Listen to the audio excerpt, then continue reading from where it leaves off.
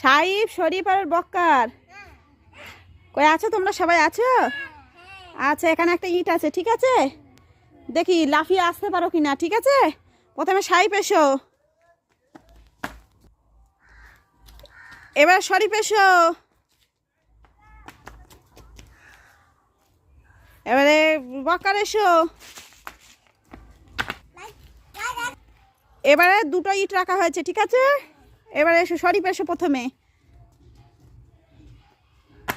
ওই তো, এবার সাইফ এসো। ওই তো, বাহ।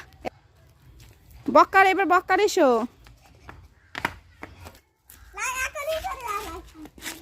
তাহলে দুটো ইট রেখে তাহলে তোমরা লাফাতে পেরেছো?